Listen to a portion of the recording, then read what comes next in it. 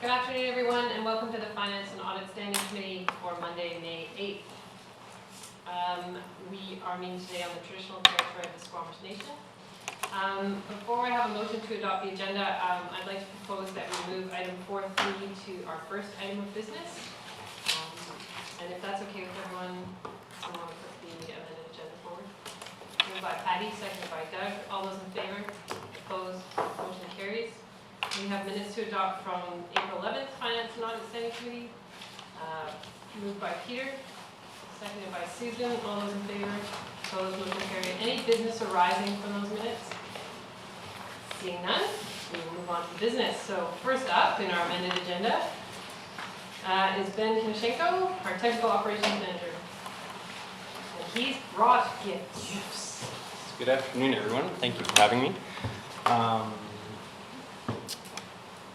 If I may address the chair, the reason I'm here today is just to discuss a portion of the presentation we had at the Public Services Standing Committee meeting, and this financial sustainability dashboard that we have up on screen.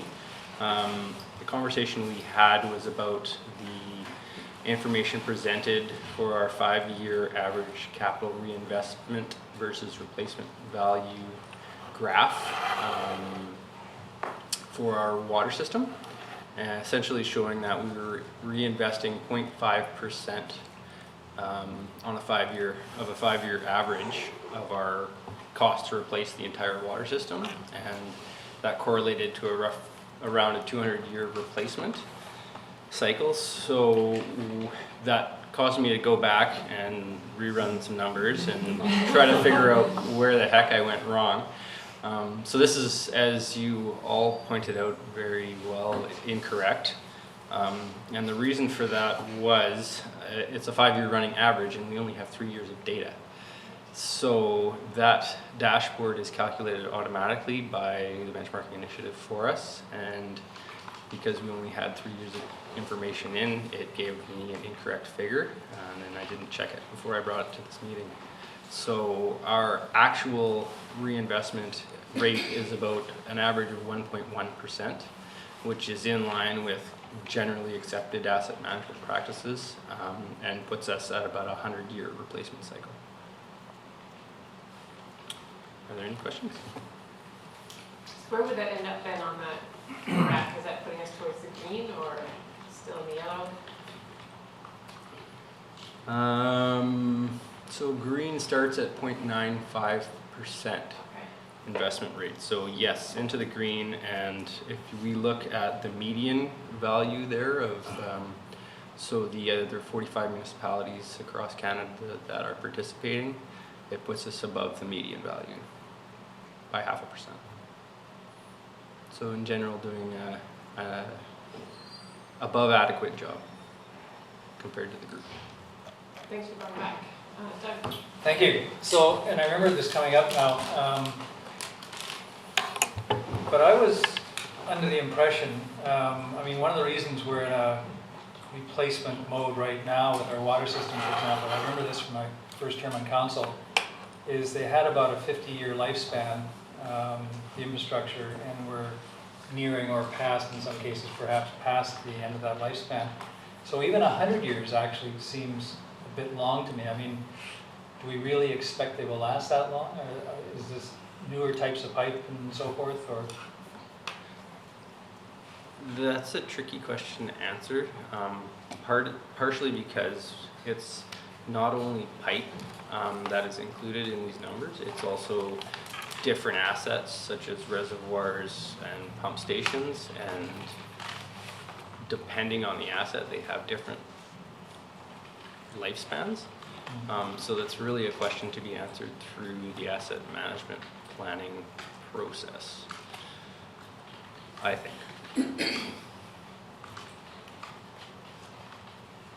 And again, for our engineering department. So this is a high-level average, is what you're saying, versus Yes. looking specifically at pipes, Yes. which I would expect to have a lower replacement. It depends on the material and the year it was installed. Generally, when they're looking at asset management, it's when was it installed and what is the material type, and they have different theoretical replacement schedules for different types of pipe. So cast iron might, ductile iron, you might get 80 years. Asbestos concrete, you might get 50. PVC, you know, it could be longer or shorter. I don't have those numbers in front of me. And then it depends on soil conditions as well. So ductile iron pipe, for example, in a hot soil would corrode quite quickly. All right, we've got a couple more questions. Tabby, Susan. So I'm trying to understand the value of having this number. It seems like it's almost too high level to really useful to us in terms of decision making. I'm trying to understand what the value of knowing this number, even evaluating this particular number.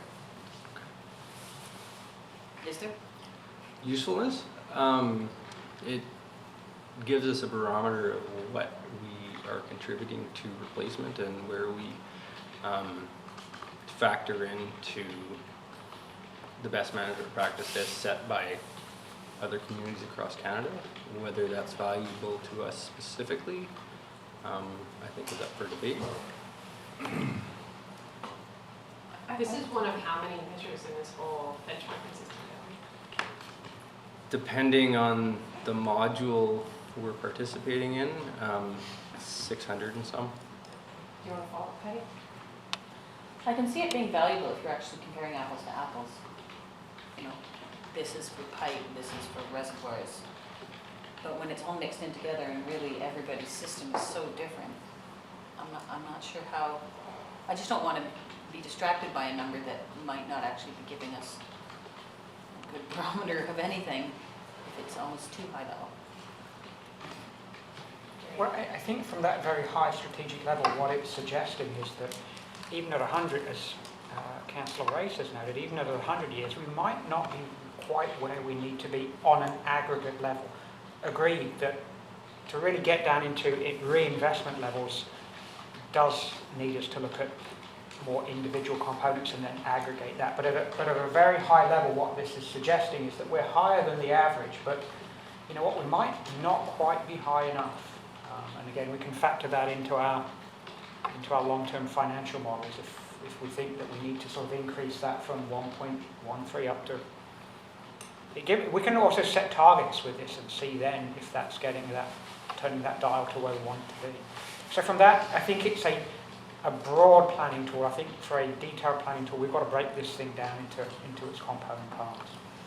And just to follow up, I think that was the worry I'm trying to express, is that it looks like we're doing a bit better than average, so it's like, oh, well, that's just fine. But I too is like 100 years. We're planning to replace every 100 years. We're going to miss the mark. So I just don't want us to be distracted by numbers that may not be providing the value we need them to provide. And I think our concern was 200 years was way out of where it should be. 100 years is much closer. And I think what it's saying is we may still not quite be there, but we're a lot better off than the sort of alarmist information we gave you a few weeks ago. Thanks. Susan and then Doug. Thanks. I wasn't really as concerned about our water system until I dug into the yard and tied into a wooden shelf in the downtown, because I really am concerned that there's a lot of areas that are reinvigorating and that we're looking at infrastructure, but our basic infrastructure, when I tied my brand new sewer pipes into a wooden pipe and thought, I don't know how many wooden pipes are in the ground. I don't know the distribution of asbestos versus, like, even for the supply, because when we were taking apart our taps in the downtown, even at the clinic, we have white asbestos filings that happened, and we've had to put filters on. And I looked up the data, and it's not really a health concern, but it is a concern for water distribution, is how much asbestos pipes we have in the ground that aren't in areas of high redevelopment, that we're not going to be digging up the streets anytime soon.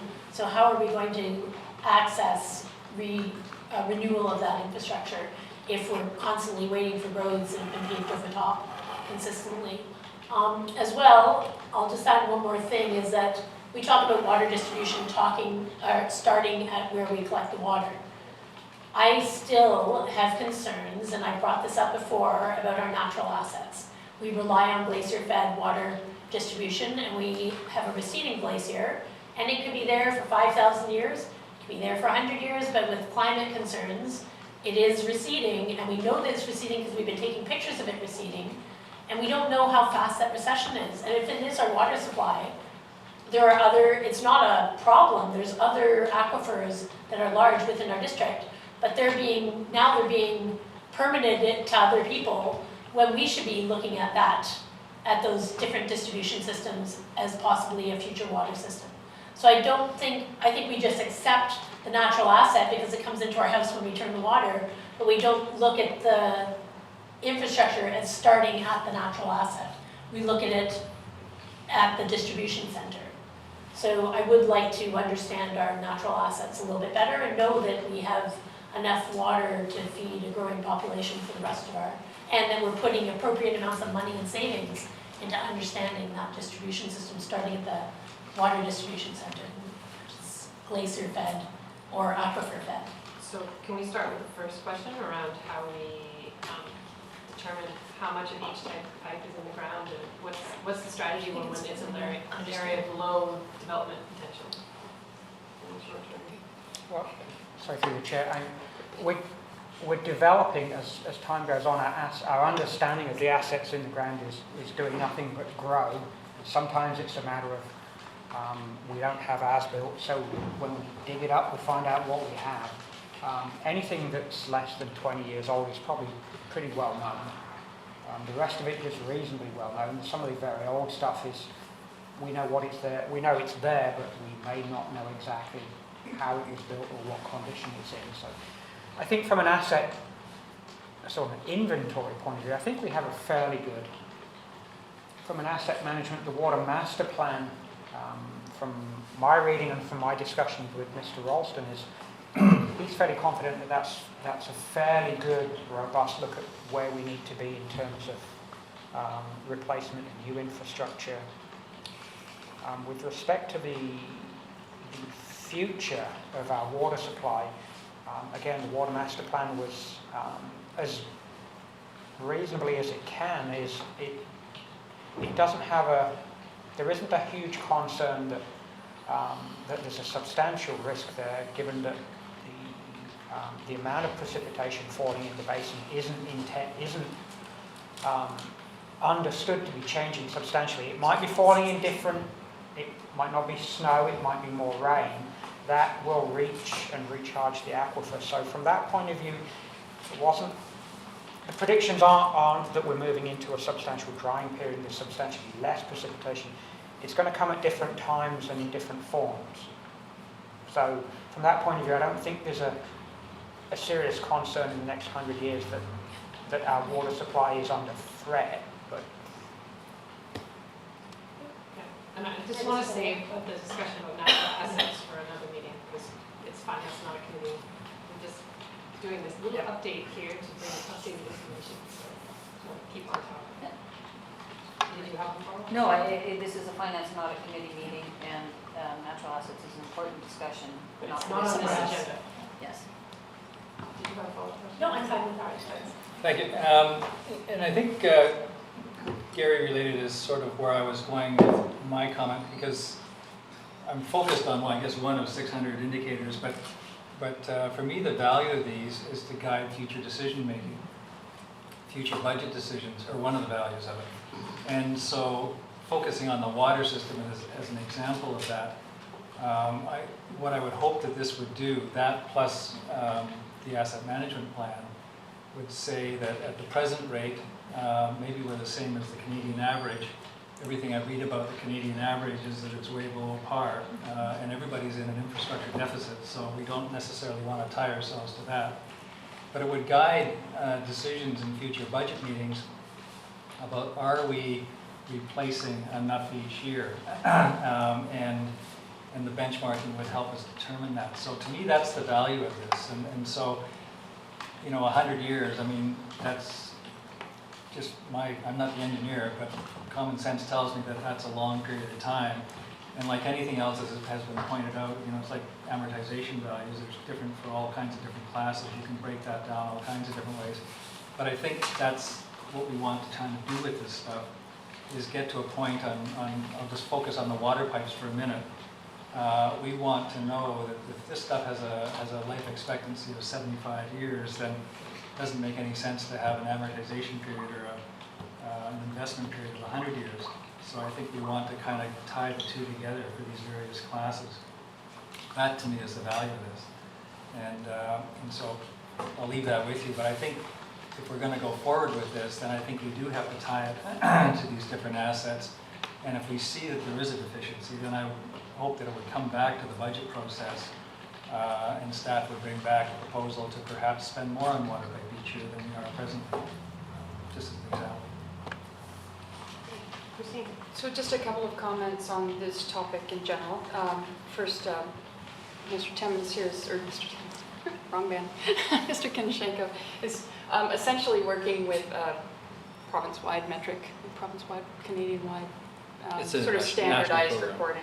Yeah. But absolutely in-house, we consider things on a granular basis. We do struggle with the various tools we have, but we do have asset management plans, we do have water master plans. The last asset management plan generally guides us in terms of the level of investment we need to make annually. And we are looking to update that asset management plan in the future. Down in the TTP horizon of 4 years, we are looking at a full cycle asset management system. And the key behind that is that finance has their system right now of, how we kind of do the financial statements. Engineering uses GIS. Those two systems would be synergized in a few more years so that we could truly do proper life cycling, which is, I think, what everyone is expecting and what we are anticipating doing. And until then, engineering and finance work pretty closely to try and find that happy balance in the interim. Great, thank you. So we're moving forward. Awesome, thank you, Ben. Yeah, I just have one more thing too, and it's actually interesting that we're talking about natural assets, but this is our latest and greatest from our water conservation area. It's 2 steps. You get a frisbee, you put it on the lawn. When the frisbee's full, you don't need to water your lawn anymore. So, if everyone would like to have one. Yeah. That was Thank you. Test my frisbee Good skills. job. All right. Anybody else? Good. That's really cool. Thanks for those. Yeah, thanks, guys. Yeah, I better get another one. Yeah, I got too many. They'll be killing each other. two kids. They're not frisbee. Well, they are frisbees.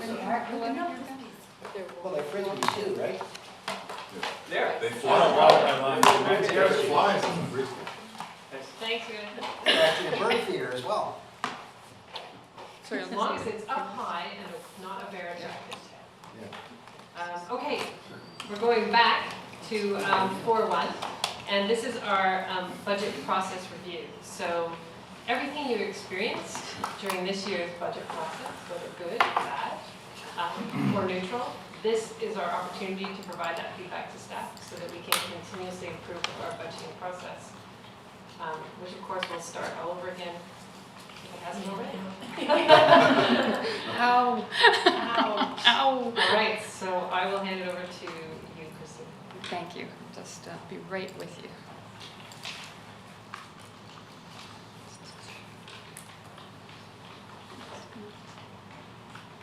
Come on. Maybe? Do you have it on this side? Not yet. I've got it here, but it's not coming over there, so just bear with me here.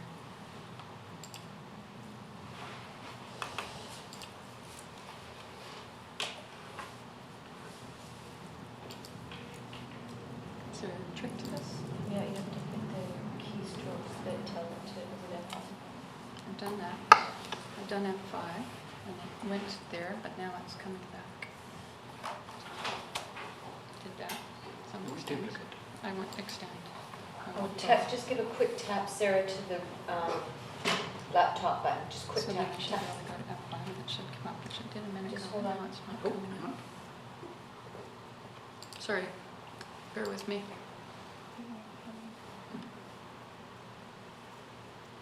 Anybody know? Try it again, quick tap. Yeah, that's right. Let me try again and open it and see if it'll Oh, come. did you shut it off? No, it's not there. It's in the computer. Well, now it won't even go with the F5, so let's bear with me here, because that's what's supposed to kick it into slideshow. Oh, That's IT. what kick it into. Maybe we'll just take Through all our little, take a 5-minute break. Yeah, let's take a 5-minute recess, Sorry. Kelsey, while we wait for this. Usually it goes pretty quick. Try turning it off. See, it's here, it's just not Sarah, can going you there. shut room off? Room off, press it down, you have to hold it down until it goes. And then reboot that system and then you should have I don't want to lose it here now. No, it's just changing it. Got it here.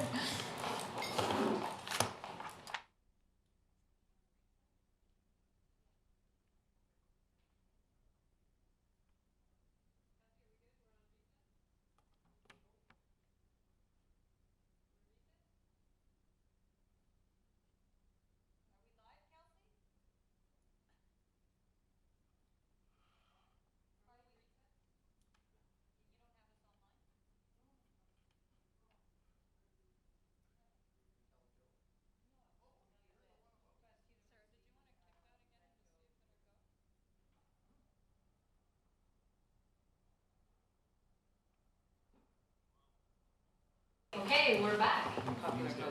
In the Finance and Audit Standing Committee from May 8th. Okay, so now we're going to be talking about the budget process review after fixing a little technical difficulty there. And again, this is our opportunity to provide some feedback. So Christine, we've got some notes, and then we'll open up the table for discussion. All right, over to you. Thank you, Chair Elliott. Christine Matthews, Chief Financial Officer with the district, and today we are here to talk about two topics, but we'll start out with the Financial Plan Council debrief from 2017 while it's still fresh in everybody's mind, painfully fresh, I'm sure. So today our goals are just to provide some feedback to inform some of the future financial planning processes. That's what we're hoping to get from Council today. I will, as Chair Elliott indicated, I will go through and throw a few things on the table to help stimulate some thoughts and some reminders about things that will hopefully help spur on some of that discussion.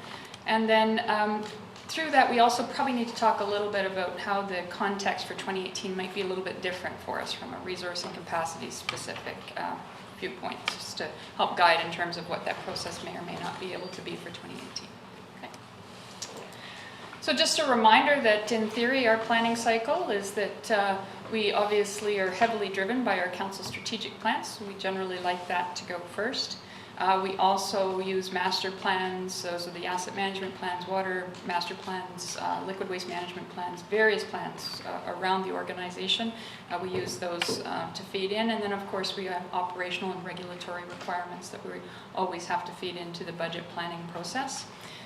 Those from the council strategic plan, we feed all of that information into the management action plans.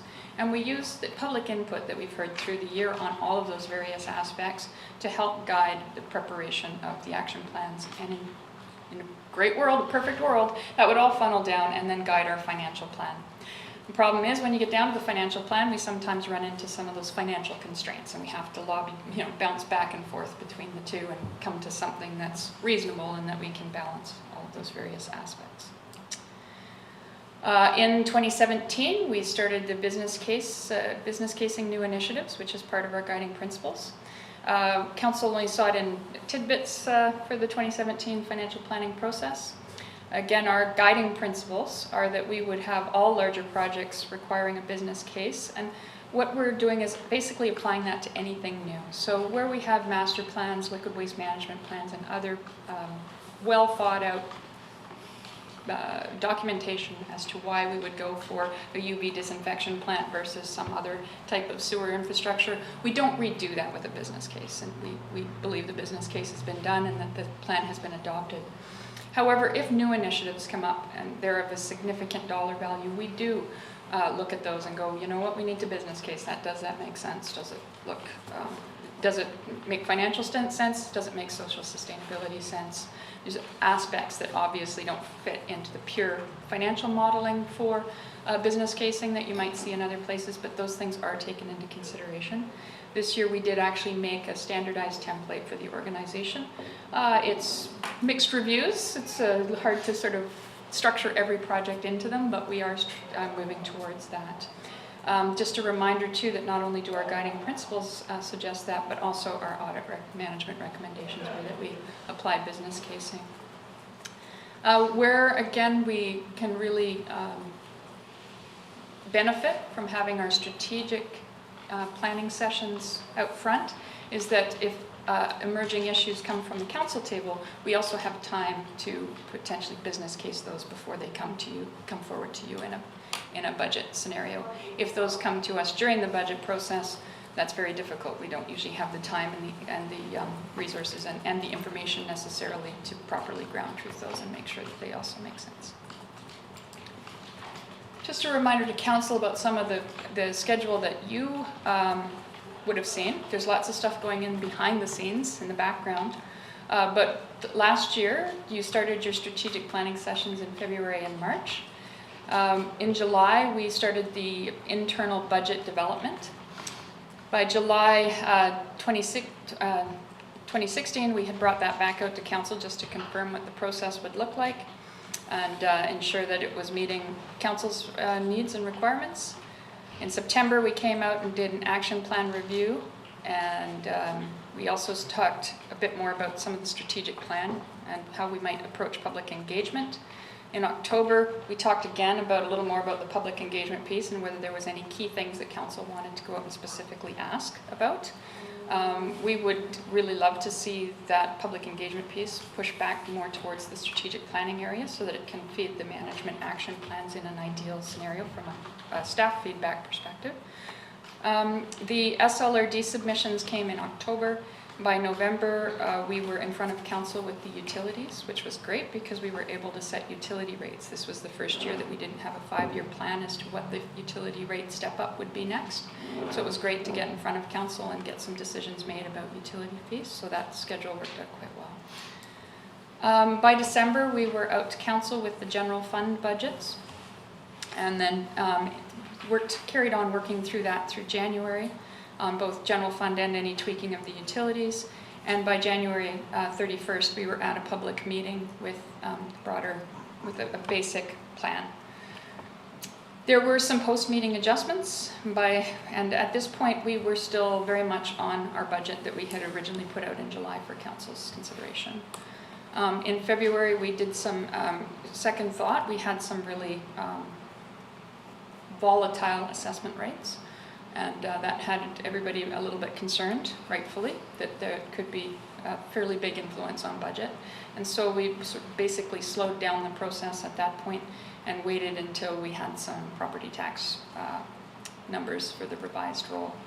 And consequently, we were able to get the financial plan adoption on April the 18th, and on May 2nd, we did the tax bylaw adoption. Essentially, what the schedule, it takes staff about 4 months to prepare budgets. And based on 2017, it took us approximately another 4 for the council workshops and the final adoption of the bylaw. Going into 2018, we have a little bit of a wild card that we're not used to having to try and also juggle at the same time. So again, the TTP factor, I'll call it. We do have major computer system implementations underway, and the first couple phases of this project heavily impact financial resources, obviously. So although we're really excited, the future view is amazing. The climb up to that and getting there is going to be a fairly stringent test of the finance department. And we essentially only have a select number of senior staff who can run all of these major projects. So when we get into budget, generally right now is starting in July and ends about April 2018. We have a year-end audit December. That's another major project. Our manager of operations usually runs that for us, and that runs from December through to April. On top of that, in 2018, we are going to also be trying to go live on Business World Financials, scheduled to go live November 15th, and will have significant implications on the corporation as a whole in terms of rolling out aspects of new chart of accounts, reporting, etc. So that's a very tight, that's bumping up very closely to our year end at this point. On top of that, we will be in major implementation mode for payroll and timesheeting, which is supposed to go live in January. And actually, we're talking now that we're hoping it'll go live by the first payout in the first week of February. So when you see this schedule pictorially, you'll actually see this bumping into February. On top of that, we're basically, in order to take Maze out, which is our past provider, and put the new system in, we also need to replace all of our cash management interfaces. So that's where we get into a lot of our municipal modules. That will be our taxes, property taxes, our utilities, our licensing, permits, and ticketing. And on top of that, we're going to be trying to roll back just from the building permitting stage. We're going to try and start into our next phase of the TTP, which is development. Again, although you'll see with the municipal modules that impacts other departments, bylaw, building department, and finance the most heavily, also animal control. Realistically, they have a very, very heavy financial interface as well, and so we will need senior team leads on those as well. And development as well with the building permitting. So just to give you a pictorial, because that's sometimes easier to see, these are kind of the bars, and you can see there's quite a bit of layering for us through December to April.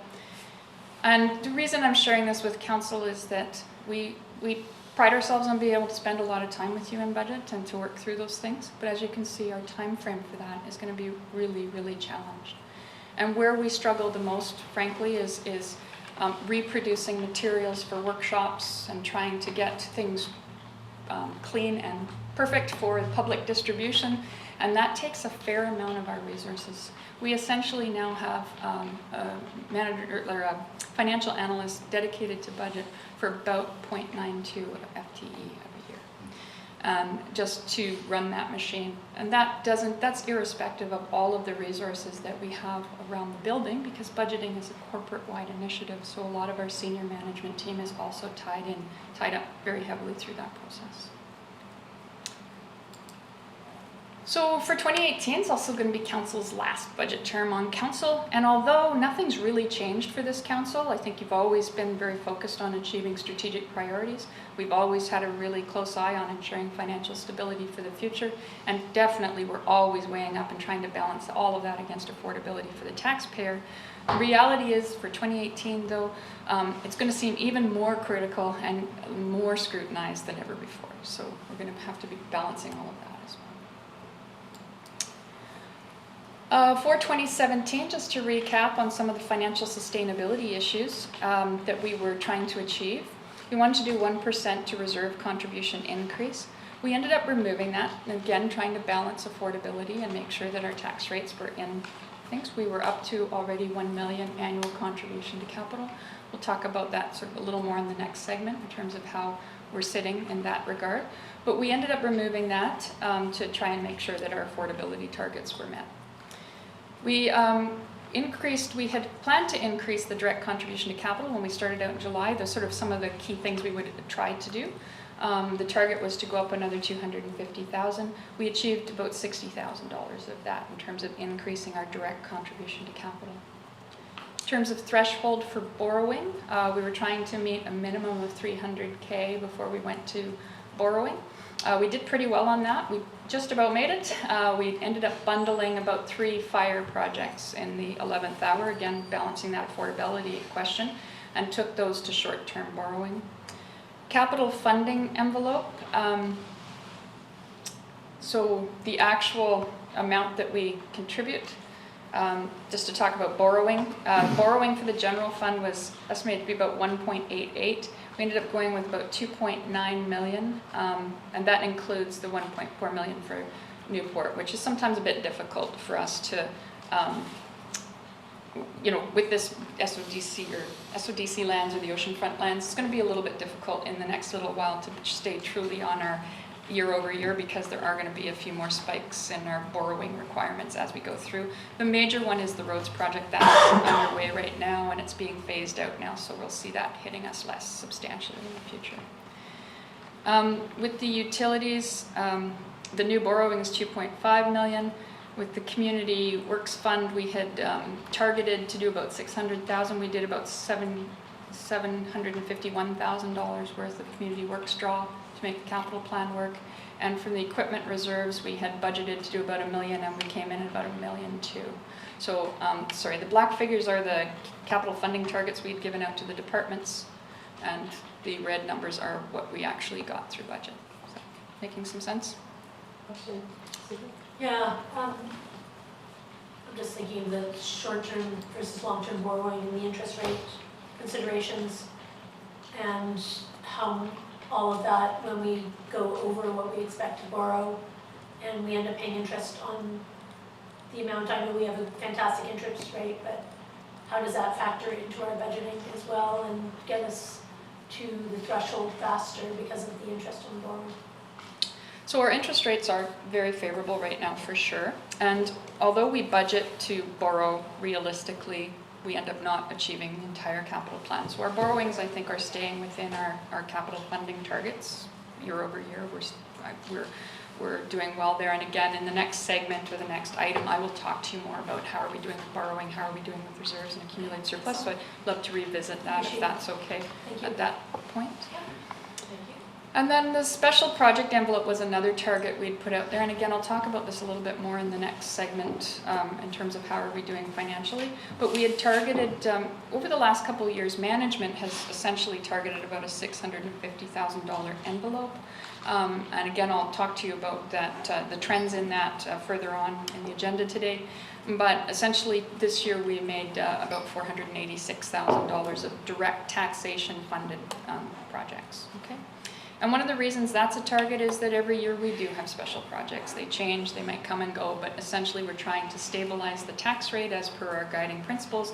And so we're trying to ensure that we have at least a set level of project envelope or project funding available year to year, so that we're not spiking up and down every year with a different special project. I've got a question from Patty. It's more of a bit of a comment. When we have visuals like this, I'm wondering if because sometimes the target, if you're under the target, it's actually better than if you're over the target.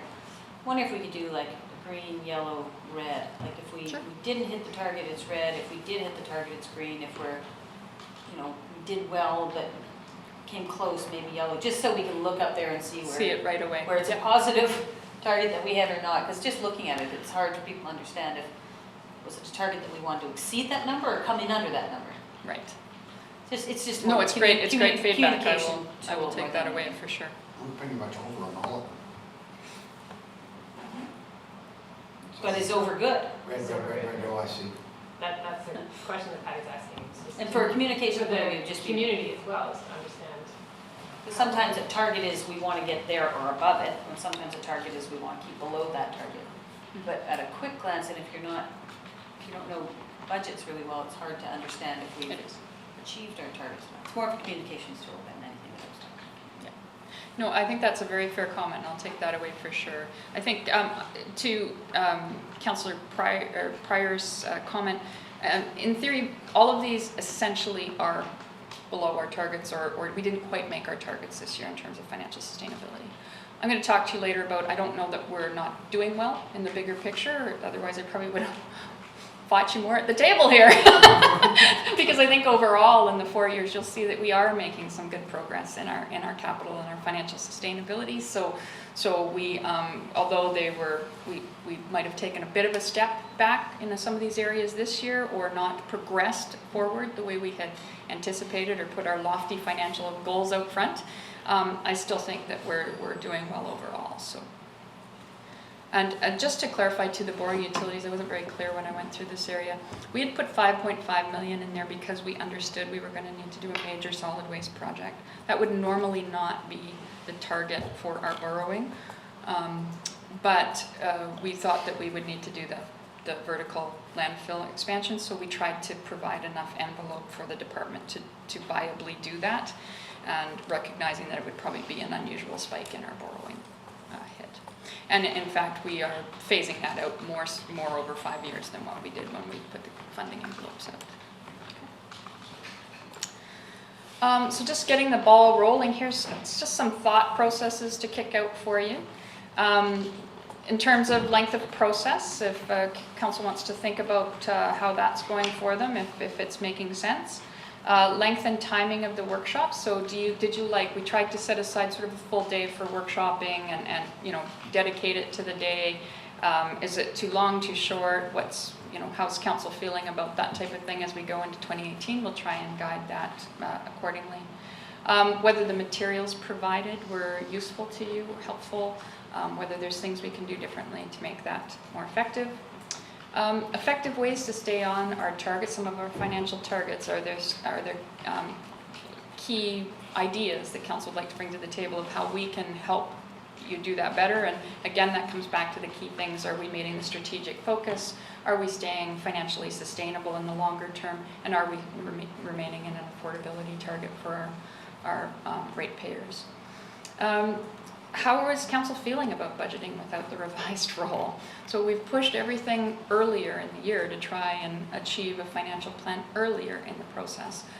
There's a lot of good arguments for why we need to do that. But when the chips were down, are we really comfortable with that? Because taxes do matter. And so is there, what is the balance? Where do we weigh out coming in early and spending that time going back and forth versus going maybe later in the process when we have those rates, or do we go earlier? That will bring up other questions because, of course, we don't like to prevent too many delays in year one. We have problems with tendering and borrowing if we do that too robustly. So is council maybe committed to putting a more robust, if we are going to go later, then maybe we put a more robust focus on year 2 of the budgeting so that when we come into the next year, we still have a financial plan in place that we can operate and get some of our key tenders off of. I think in this place too, I really need to revisit with council the concept of early release. There is no legal mechanism for early release. Essentially, if you don't have it in last year's financial plan, early release can be essentially illegal. Like any other item that council does, if it's required to be done by a bylaw, it is still required to be done by a bylaw. So we try to be reasonable about that because we recognize that there are some things we just want to make sure is going to be in the next plan. When we do our budgets, we try to do them very high level. We try to make sure that we give management and council some opportunity to respond like any other business would have to the things that are going on a regular basis that we might not have known holistically when we did that budget a year and a half ago.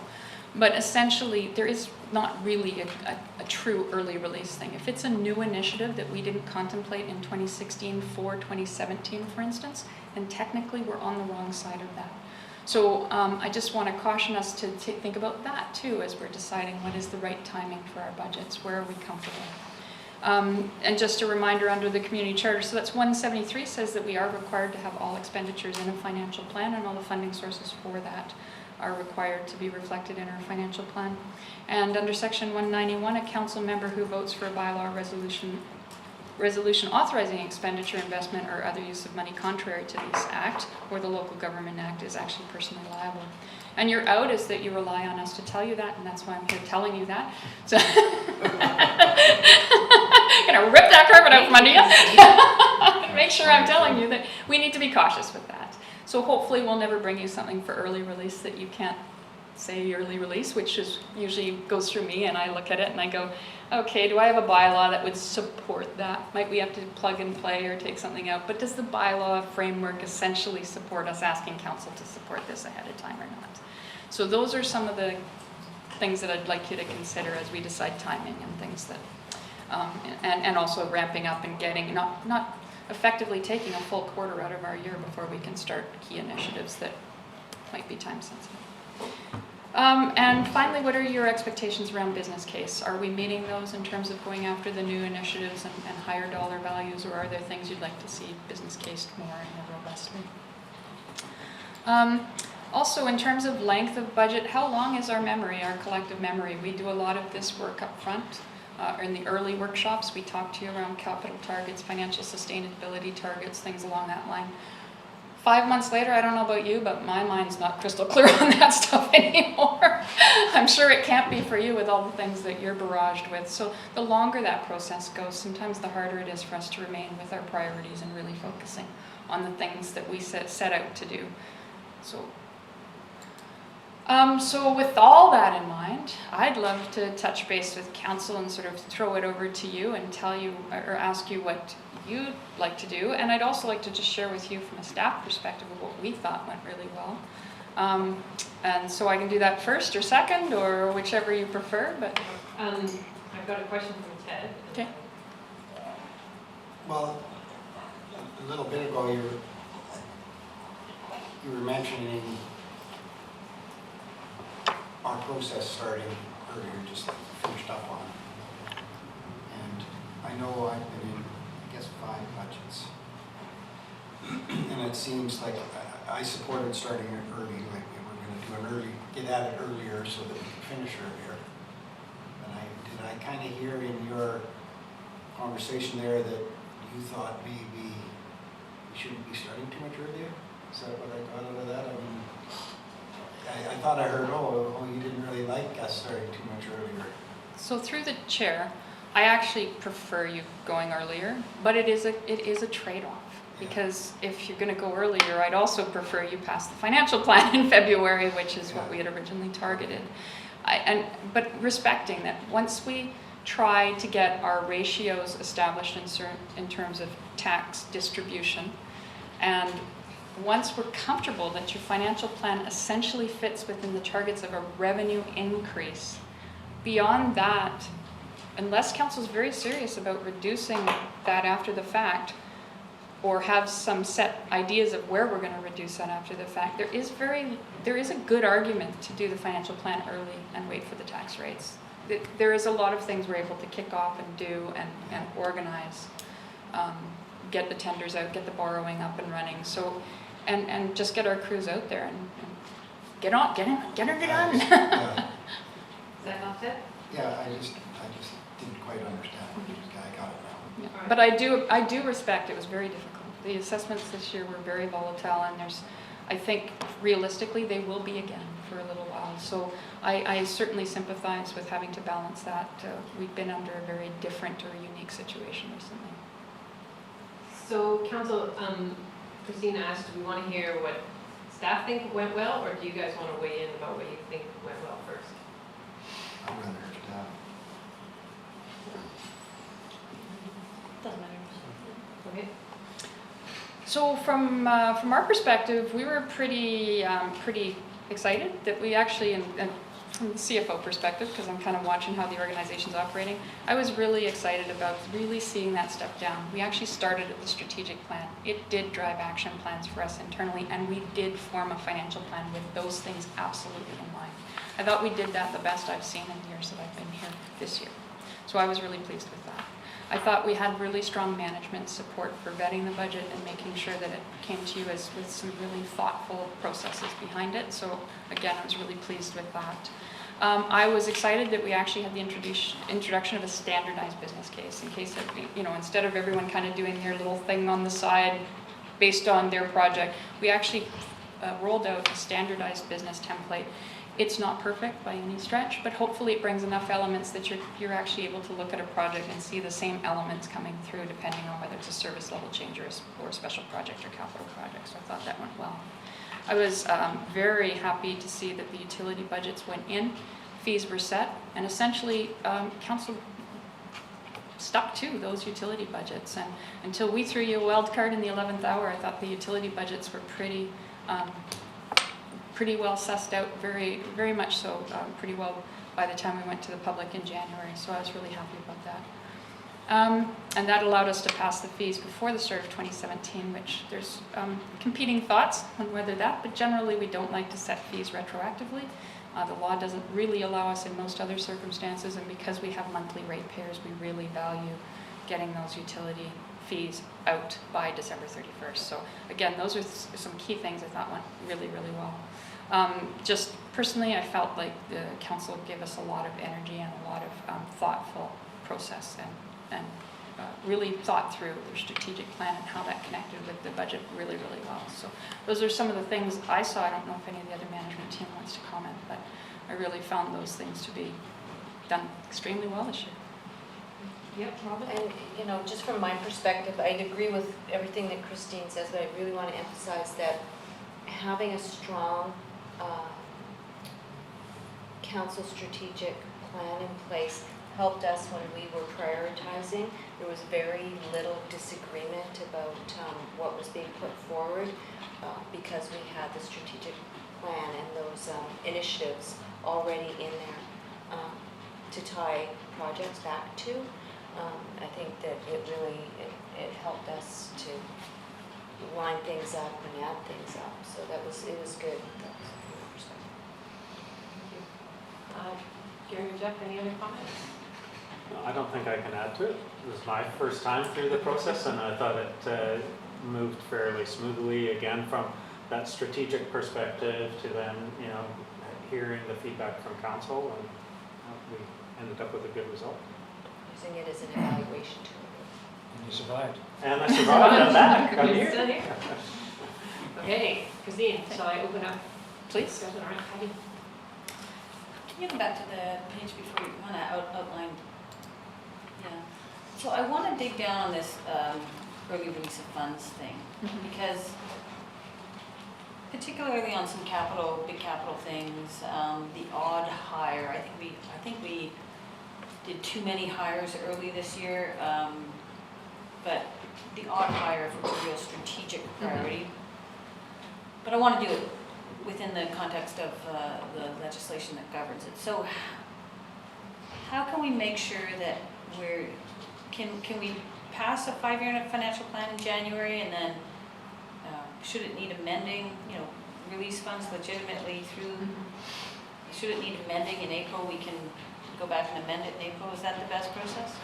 That is definitely a way to go. There are other organizations that do provisional budgets. I'd rather call it the budget and amend it if we need to, because why go back and do another one if you don't have to? So probably, I think February is probably realistic given Christmas and when things are coming off.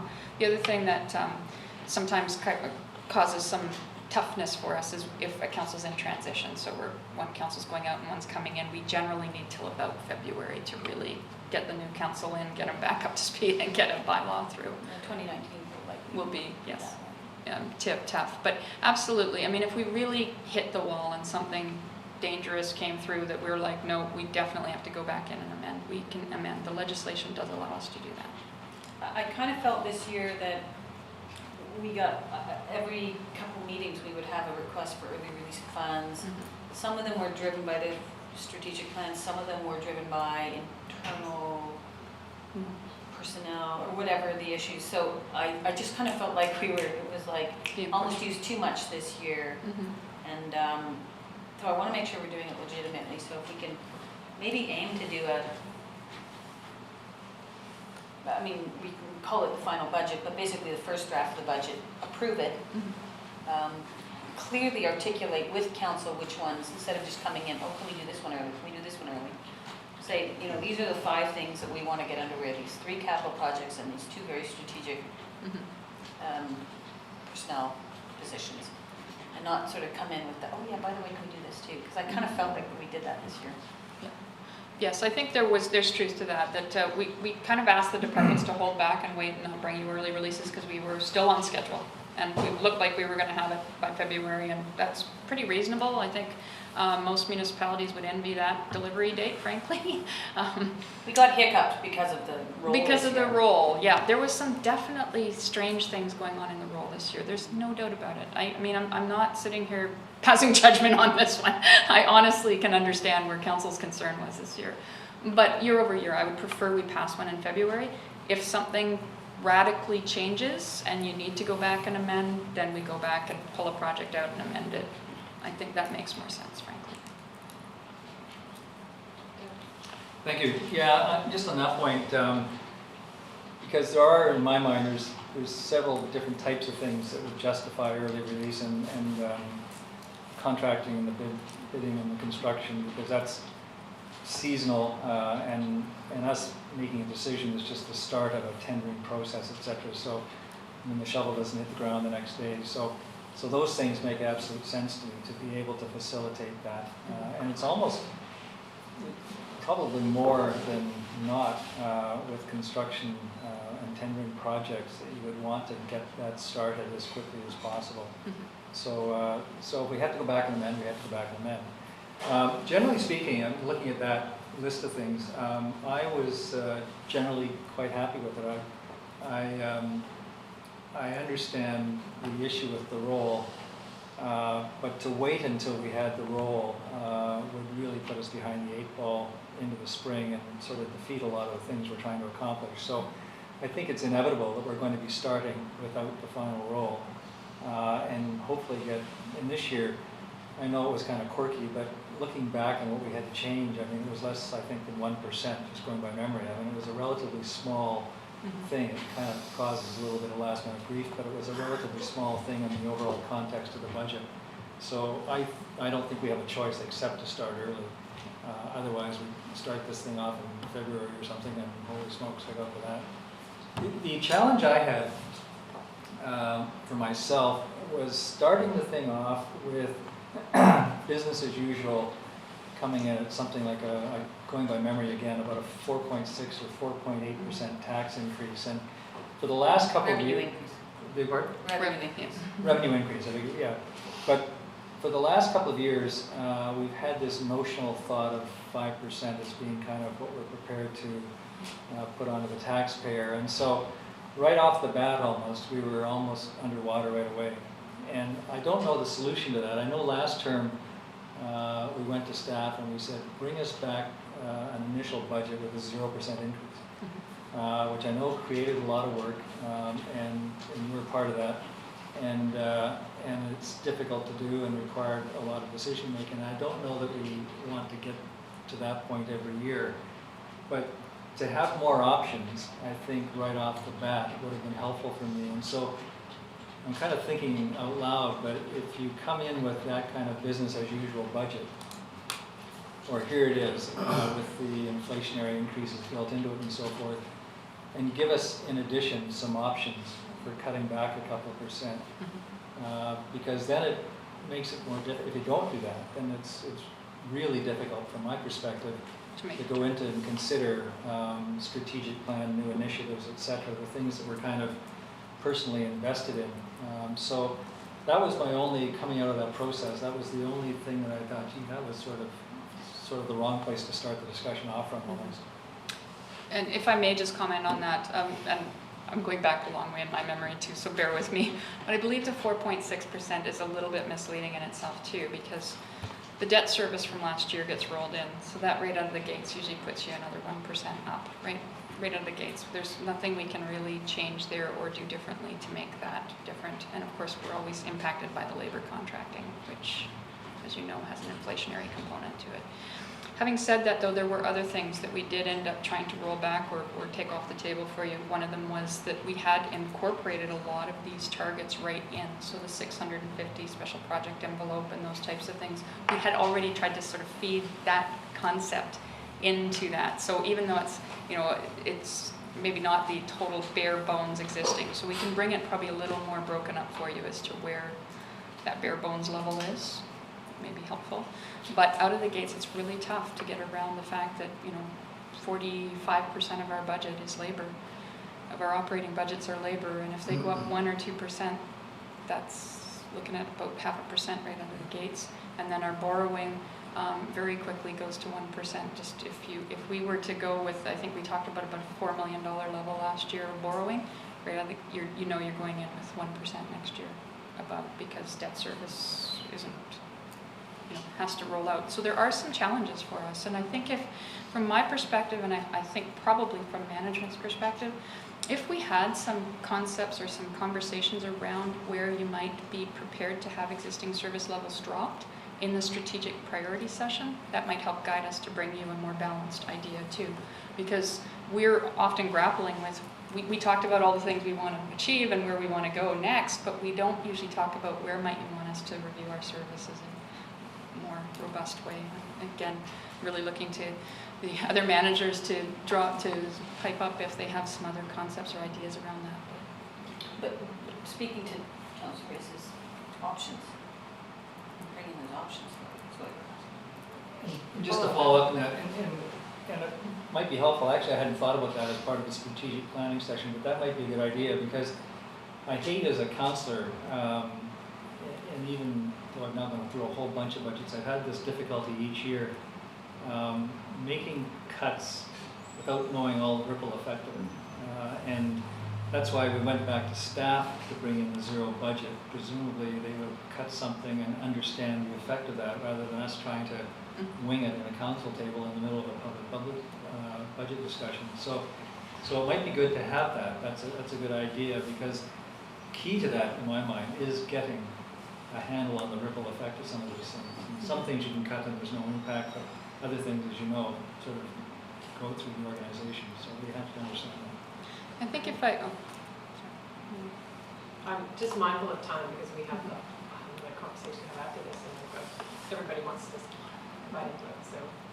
my only other comment would be that we are in a period of growth, and so although 5% may seem really robust normally for a revenue tax revenue increase, realities are we are dealing with capacity increases, like with actual service level or service increases without service level increases. You know, we are actually having to do more with the same amount of staff. So, you know, a key focus of the TTP program isn't that we're going to necessarily reduce staff, it's that we're going to try and deal with growth and capacity issues by being more efficient and doing other things. So we're trying to roll those things out.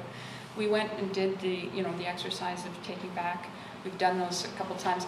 We always are looking at that. Is there something that maybe we should go back and ground truth? But we are running up against a wall in terms of trying to make it work for the increased volume of service. I think council's strategic planning session is a place to have those conversations. It's our last budget, and what are our priorities for this last budget? And, you know, where do we want to invest in our final budget, and where would we, you know, step back a bit? So I've got Susan and Ted down here. Thank you. Yeah, I did not like going to the zero budget because I felt like that put extra strain on staff that's already pushed to the brink with the amount of growth in the community, and that I do feel the struggle of staff with our strategic plan, and that we have robust growth in this community. We yet have an OCP to work with.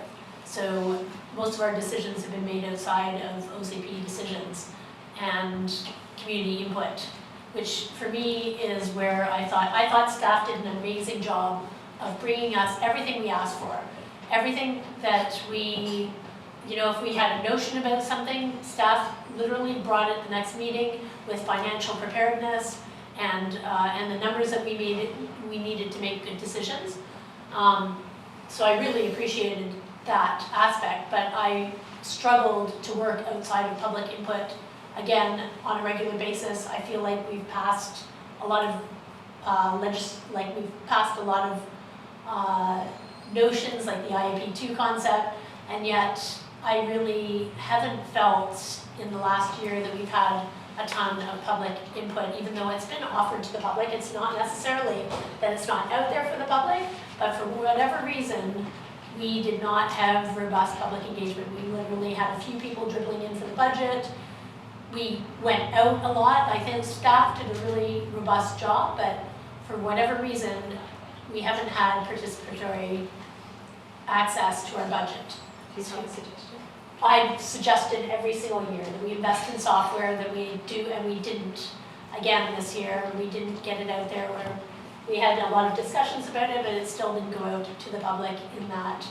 And I know that Christina Moore was looking at, again, and it's been years of looking at something to get it out to the public where you have sliding dials or something that's interactive where people can see the budget and dial back where they feel, as opposed to us looking at it from the outside and saying, you know, maybe we can dial back here. But I think it's really relatively been I liked starting early. I liked all the information that staff gave. I thought the financials were really robust and well done. And I think that there was some decisions that council made that, you know, as in every single budget, that I necessarily didn't agree with, but mostly because scrambling and operating outside financial information that I'm required to make decisions. So, like the actual true cost of things, what's coming in and what's going out. The in and out are the two things that I need to know. And we didn't have the in, so we couldn't really, we were guessing on the out. We waited a really long time for the ratio analysis. And so that took a long time too, so. So one of the things that Christine mentioned was possibly moving up the public engagement piece just after our strategic planning session. So rather than it coming after staff have already presented the first budget round, it's trying to pull it up so that, and we're doing our strategic planning a little bit later, but I think to build on your comments, that actually would be helpful that we are engaging the public. Certainly I would support that idea. It's moving the engagement with the public earlier, just after our strategic planning. That makes sense to me. May I just comment too? We had some tools. Sandra did some great tool work. We had some things drafted up that were available to roll out.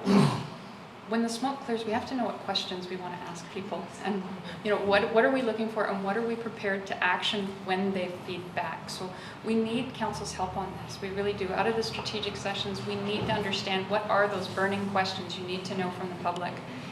You know, what do we need answered before we can build these budgets? So yes, I would like to see that earlier. I would also like to see some key questions coming out of the council area in terms of areas you'd like us to focus on for public engagement. Thank you. Thanks, Ted. Yeah, I agree with Sue, you gotta watch that in and out stuff. And I do like Doug's 0%, like staff trying to bring that 0% in. I think that's a good exercise because I guess I've been here 5 years. We've been 5 to 7% increase every year. And now I see a lot of new buildings and we've got a lot of more income coming in. So I think this 0% exercise will be good. Well, I don't think Doug said that. Just for clarity, Ted, Doug said to bring in just the rises that we have to do because of inflation That's what I'm saying. and then provide more options from there. So Doug didn't mention a 0% budget. I don't think. Well, I like that exercise. Whether we follow it or not, I do like trying to keep everything at bay. And you know, this is going to be one more budget after this one, like I say, which that amuses me too, hearing that. And so the strategic planning, perfect. Welcome the conversation about budget items in our strategic planning.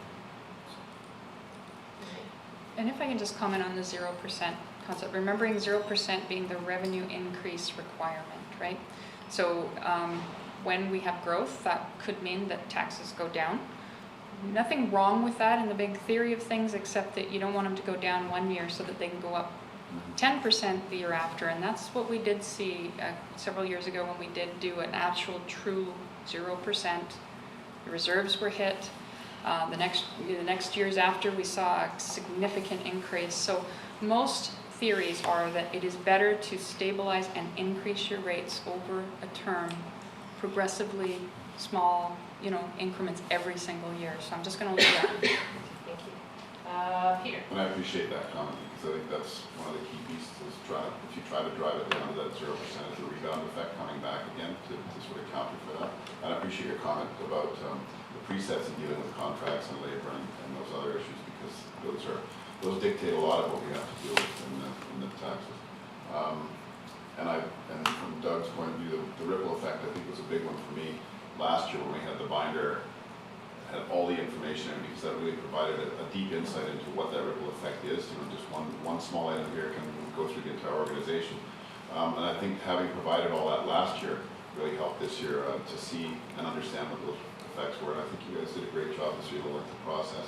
I do agree though, starting earlier without the roll is a bit of a challenge, but I think filtering it through that later on when we get there, it's expeditious. I think it needs to be done.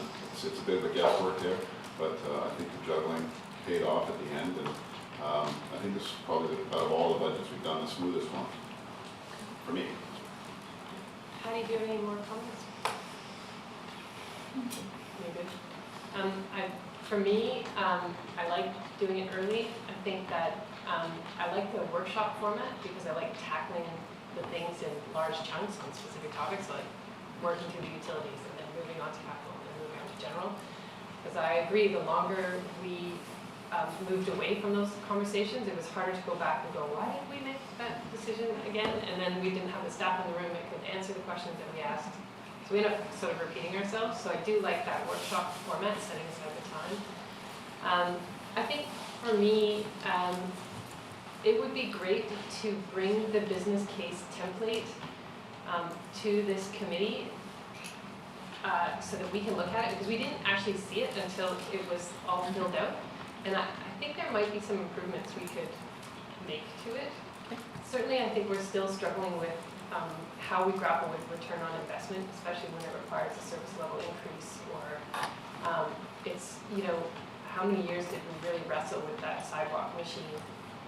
It's a huge capital cost, but we couldn't sort of figure out if it was more staffing or less staffing or more capacity or less. So certainly for myself, I'd love to see that template so we can kick it around before we get to the budget. Sure. And I agree, I like Doug's idea of sort of having a business as usual, sort of all the increases we have to do, and then having some options, which I think should come out of our strategic planning process, about where we want to focus, what our strategic objectives for this year, where we can ask staff questions about, well, what if we spend a little less here, what would happen, that sort of thing. But overall, I thought it went well, and certainly would like to be finished earlier than I think we're good there, unless we've got any. No, that's great, thank you. Right. Obviously, and I think we've probably heard some of this already, but if there's any other thoughts around what we could do better that you haven't voiced already, Let them know. let us know. And so the next conversation on our agenda is around the surplus and reserve review, and this came up during budgeting. Thank you, Doug. But just understanding what is actually there, how we're funding reserves, how we can use surplus, what are the things we would use it for, wouldn't use it for, what is a healthy surplus, that sort of thing. So I'll hand it over to you for that next conversation. Sounds great. Okay.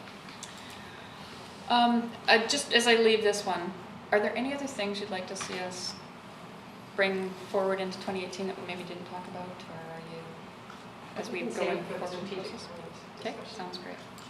All right, so surplus and reserves review, and I threw in a little bit of borrowing in there too, just to give you a rough idea of where you're at, because often how we choose to use our reserves is tied in.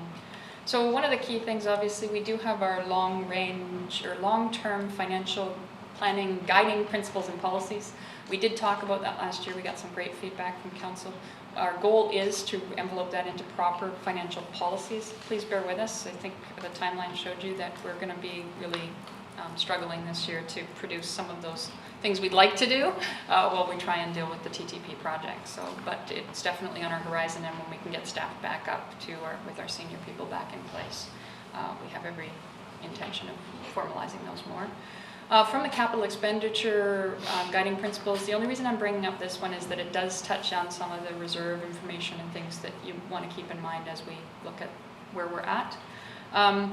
Basically, some of the guiding principles are to replace existing assets based on condition, not theoretical lifespan, which we do. Fund ongoing rehabilitation and replacement out of current revenue under a defined threshold, and the rest out of a combination of reserves, revenue, and debt. So that defined threshold right now is $300,000. Although we do go to reserves under that where it's applicable, like the equipment reserve, for instance. We fund new assets through revenue and reserves and larger projects through a combination of revenue, reserves, and debt. And that growth pays for itself, and only front-ender agreements where there's a specific advantage to the community should be contemplated. So just going to very quickly start off with debt and the guiding principles there. Again, that $300,000 threshold, so we're not trying to take a bunch of small things to small debt.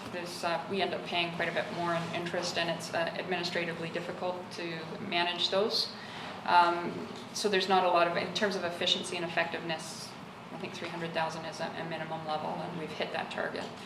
We did talk to council before about that 1 million, and I think there wasn't a huge buy-in to necessarily go to the 1 million level, so we can, I don't think 300,000 is non-workable for us. I think staying at that short term right now is doable. Maintain a debt servicing ratio that allows borrowing room for emergencies. So target debt at service level 20% of revenue, of stable revenues, not all revenues. So right now, where are we at with our borrowing authority? We're at about 14%. So remember, our target's 20% and legal is 25%. We're at 14% of our debt service as a ratio to the revenue, the stabilized revenue. So that's where we currently sit. It's just under 14. The estimated total borrowing remaining based on our targets then would be about 62 million under 25% and 32 million under 20%.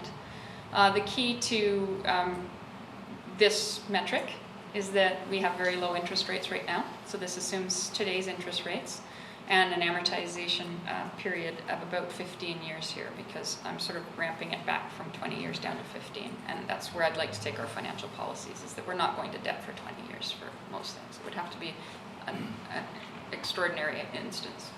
Just on this interest rate issue, they're low now. Are these locked in rates for the duration of, on a particular project, if we borrow $1 million at 1.5% or 2% or something, whatever it is it locked in for the 15 years, or is it reviewed periodically? Or so I guess my question is, are we exposed to an interest rate increase?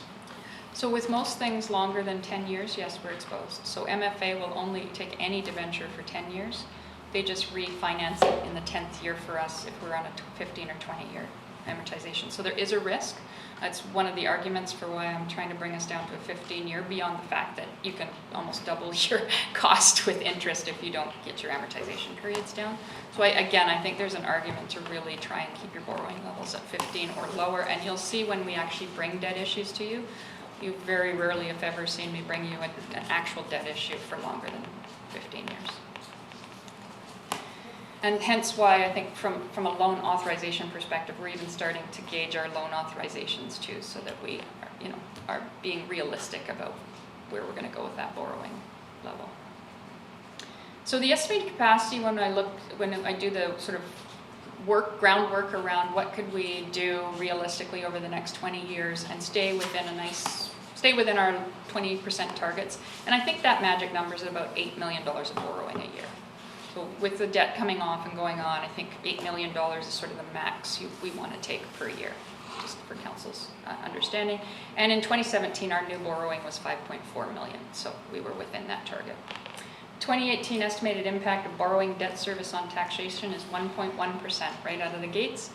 Realistically, we probably won't borrow everything we are set up budgeted to borrow, because generally our capital expenditures don't meet that level.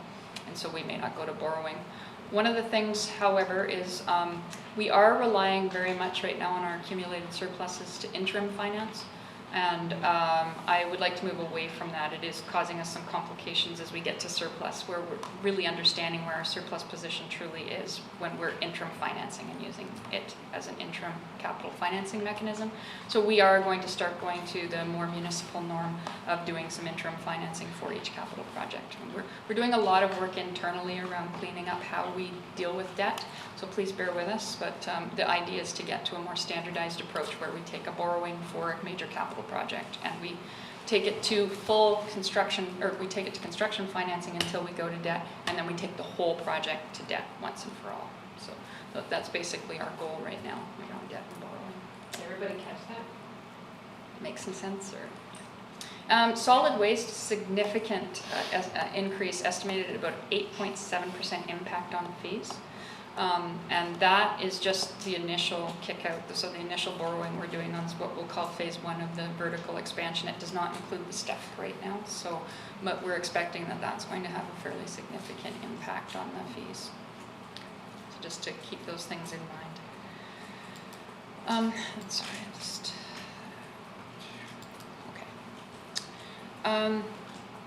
and just a metric on the solid waste, sorry, I will just say that right now we're at about $90,000 worth of debt service. By 2021, we're forecasting to be at $870,000 worth of debt service. So it's significant. And solid waste is really the one fund I'm fairly concerned about in terms, we need to look at it more robustly, we need to be more realistic about fees and making sure that we're taking care of that. And or we need to build up the reserves for the future. Reserves guiding principles, again, just to go back, establish an emergency reserve for unexpected events, establish and maintain working capital with an annual target of about 1/8 of annual operating expenses. I'm not really sure where this metric comes from, so we can talk about this some more in a moment. Build capital reserves to fund future infrastructure rehabilitation as outlined in asset management plans. So, what reserves do we have? Everybody wanted to know.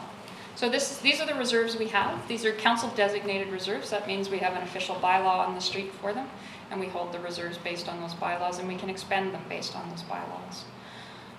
As you can see, the equipment reserve stayed relatively stable over your term. So coming out of 2013, it was at $5 million, and going into 2016, it's still at $5 million. It's actually a very functional reserve. I know we've had some discussions about the bylaw, and I did approach Whistler and talk to them about their equipment reserves. They actually were impressed with ours and asked me to send them ours. So, so you know, I think it is relatively a stable, solid reserve that seems to be doing what it's supposed to do. The rehab and replacement reserves, the council's made about $4 million left in their term. So I think that's really important, and it's a key area that I was concerned about when I first came in, was that the general fund, where all of your diking, all of your roads, all of your really expensive infrastructure outside of water and sewer obviously, had no reserves. And so we have, over that 6-year period, we are now sitting at least 8.5 million between all of the funds and utilities. And I'll break that down more in a moment for you so you can see. Do you have a question now, or do you want to go through all the reserves? You can go through all the reserves. Okay. Gas tax reserve, that's Community Works Fund reserves. So that's, those have been increasing over the last few years. We get about $776,000 a year now.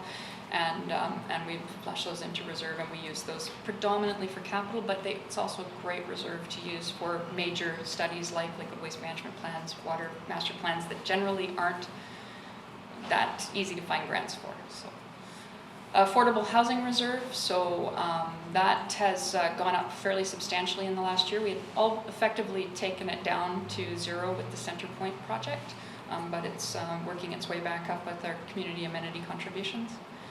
Carbon neutral reserves is the carbon, when we do our carbon reporting at the end of the year, they give us a credit back, and we put that credit in this reserve, and we use it for basically carbon reducing initiatives in the community. The legacy reserve, I'm going to talk a little bit there's a few here that there are little amounts left over, so we probably need to resolve what's happening with those. I thought we'd distributed all of those, so I'll just have to touch base with our legislative services and see if there is any residual left to pull from here or not, or if we're done. And then the sinking fund surplus. So this is essentially, we hold sinking funds on all of the debt that we go to through with MFA, and those sinking funds ultimately at the end of the debenture period pay off the debt. So we're constantly paying in, and then there's actuarial and everything contributing. So we actually don't just pay off our borrowing like a mortgage every year. We actually put it in a sinking fund, a reserve. And sometimes over time, those reserves exceed what we need to pay back. And then MFA sends us that when they pay off the debt. And we put it in this reserve. And it's intended to pay down future debt and or to be used for another capital purpose. So those are all the council designated reserves that are open for council use and discretion within the parameters of the bylaws that you have created. I just want to go to Susan's question. Yeah, I'm wondering about the carbon neutral reserve and why, if it's possible, that we can change it to a carbon adaptation reserve. Mitigation is not something that we're really, you know, it's a good thought, and it's a, but, you know, like I just think of the 4% contribution for our entire country. And if Squamish really has a place in mitigation when we can barely adapt, and we don't have money set aside for adaptation, we haven't finished the work with Quest University, and none of that's come back, and I wonder what we are doing with adaptation versus mitigation. I think that's an entire conversation that needs to happen, and I'd like to see that conversation be evidence-based and not just politically minded. So I would like to see that come back in the conversation. So it could be that some of the reserves hold funds that we can use for adaptation, right? Like decking is an adaptation. We can do That's anything captured. that mitigates our carbon footprint under Could the it be shelters? outline of the reserve. Yeah. So do you have an issue with the name or what the reserve can be used for? I'm not sure what the reserve can be used for, if it's just mitigation, or if it can be used for things like we took out a lot of, like, I don't know if we took them out, but the emergency shelters that were gonna be placed around the community with shovels and bags and first aid supplies. You know, those things seem to get pushed out of our budget. I'm wondering if this reserve is something that could be used for that sort of emergency mitigation or emergency adaptation. So Christine, maybe you could just provide some detail. I see you, Patty, I'm just gonna ask Christine to talk about that carbon neutral reserve. So the carbon neutral reserve is a council bylaw, so in question of whether you can change it, yes, you can, we can amend that bylaw. The bylaw itself right now is basically fairly open-ended and allows us to do anything that would mitigate the community's carbon imprint. Yeah. Or footprint. I think what you are talking about might be a bit of a stretch based on the language right now in terms of adapting for weather control patterns or things like that, and having an emergency service. We would generally look to a different, and I would probably guide you more towards our protective services area if you wanted to do some stuff around there. Exactly. So I'd like to have that conversation with the reserves. This isn't a place for it. So, but in the future, I'd like to have that conversation. Thanks, Patty. So this was set up in my first term, and it was set up to specifically meet the targets as was coming out with the provincial guidelines on every municipality has to be carbon neutral. So the number that we put into reserve area is generated by our actual carbon output as an organization. So that's what this is for. If you want to set up another reserve, and we have a dozen of them that can be used for adaptation or mitigation. How do we measure neutral? Is it It's only within $30. the organization? Well, hold And on. this is how it's measured. This is what the reserve's set up for. And we've been holding it in reserve and not spending it necessarily that, I can't remember how much a year. It's about, we 30, feed it about 28. 22 or 30 in that. Yeah, somewhere. And that's basically $30 a ton for the output of our operations. We got a little bit of an offset because we did some improvements at the landfill, even though we don't take the landfill. So this is very specifically to meet the provincial. We've signed on to the Climate Action Charter. This is specifically to meet that. We haven't been spending that X amount buying offsets, but because we want to spend that locally. So ideally, we create the carbon neutral, as we've said through the carbon neutral reserve, the carbon action, the provincial thing we signed on to, that we start using those monies to go back into the local carbon marketplace to help actually stimulate some economic development that does reduce carbon. This reserve fund was specifically made to make us operationally carbon neutral. We want to create other reserves to specifically target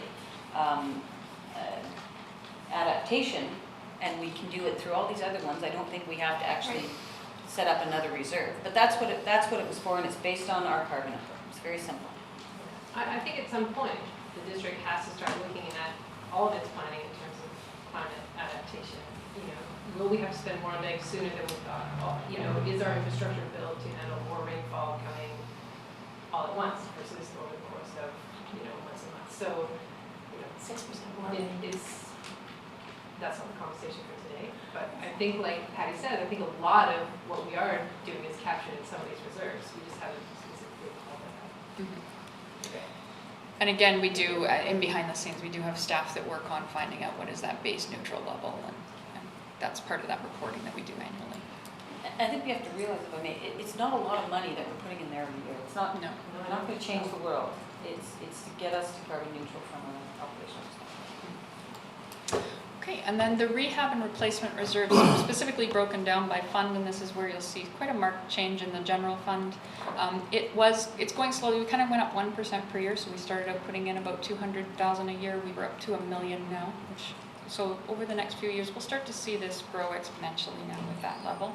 So I think that's kudos again to this council for keeping that on their radar as we've been budgeting over the last few years.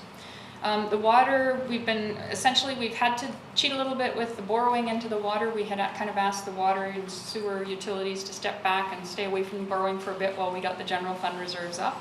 We've had a hands-off approach to our general reserves for the last few years. And I was trying to get that into kind of an equilibrium of basically $2 million going into that reserve every year in direct contribution and $2 million of direct contribution into capital expenditures. I felt when we got to that kind of $4 million magic number of capital investment that we would probably hit a nice homeostasis position where we could start drawing from that reserve in and out and be fairly comfortable for the next few years. The water, we have had to go into it a little bit more robustly with the water master plan. We have started to do some of the initiatives in there, and that's been putting some extra emphasis. The sewer, definitely we have robust reserves there. We continue to contribute to them, so this will be a conversation that I'll have with engineering in terms of, what's coming up that we need to continue to stockpile here, and just see what's realistic. And then solid waste is an area where we're basically not doing any capital funding from reserve right now. We are totally going a borrowing route and have been. So that's, again, something that council can consider a bit more, although I think you're going to be impacted pretty heavily now by the borrowing approach, and it may be unrealistic to get too ambitious with the reserve build as well. So on something like this, and let me just take as an example, the sewer. At what point, or what is the tipping point for the next project being funded from reserves versus borrowing, or the combination? Is there some formula or policy we're applying? So thank you through the chair. We've already reached that tipping point a couple of years ago. We actually do no borrowing from sewer right now. It is 100% financed from reserve and our operating revenues every year. And some of the other ones, for example? Water, we're borrowing $500,000 on new initiatives. So the only borrowing you're seeing in water and sewer are for past projects that are continuing to come through. But a couple of years ago, we stopped financing any of the sewer by borrowing at all. And the water, we're borrowing $500,000 for water mains right now, just because its reserve was starting to falter a little bit, and we needed to inject some borrowing back into them. So you said it was about $4 million. For general fund. For general fund? Yes. That doesn't apply for everyone. Follow up, Doug? Sewer is healthy. Yeah. So I'm going back to the long-term financial plan, which I don't remember in detail, but I know that one of the things coming out of that was building up the reserves, and we've been trying to do that, and that's put a lot more capital directly from taxation into our budgets. So I think it might be helpful, at least for me, if we had sort of a report of where staff think the reserves should be versus where they are. Come in there. I'll stop. Okay. All right. Let's move on then. I will get there. But yes, I think that is healthy. And to answer your question, we really made the utilities be self-funding over the last few years. But we did have borrowing in stream. We're set up for past projects, and we're still borrowing a little bit for those. But anything new, hands off, except for the $500,000 in water that we are contributing towards the water mains, the major $1 million per year water mains. Okay, and that's, again, we consider that to be a short term until we can kick over and start using the general reserves, and then we can start balancing off again, getting back to some other borrowing principles. Really hard to read, really hard to understand. So here I'll just cut to the chase. this is the best I can do right now in terms of giving you one of these about where your reserves might need to be and how you're doing, okay? Or what your contribution to reserve needs to be. So essentially what I do is I take the financial statements, I take all of our assets on there, I take all of the amortization against them, and I get a rough idea of what their theoretical estimated life remaining would be. And then I look at kind of the general amortization periods for those categories. You're just looking at the general fund right now. Some of these are probably a little robust, probably need to be shorter than they show here, but we're trying to be reasonable. And to be honest, we're not going to fund in reserve 100% of all of our replacement value. That's probably not a realistic scenario. So what we're trying to do is get an estimated idea. So with the remaining life, based on those amortization periods, what is the sort of pool's remaining life? We come up with that kind of remaining years, and then we break that down and go, okay, so roughly based on book value, not replacement value. So this, again, understates our real need, which we will hopefully get with asset management and life cycling. We'll get a true picture of this. But right now, our kind of eyeball is that we have, basically we need to make an estimated annual investment in the general fund by all different reserve sources of about $5.1 million to be annually sustainable. However, we didn't get there right away, so we probably have a little bit of a shortfall from years that we weren't contributing in. And so the next number shows you what would be the expected investment to date.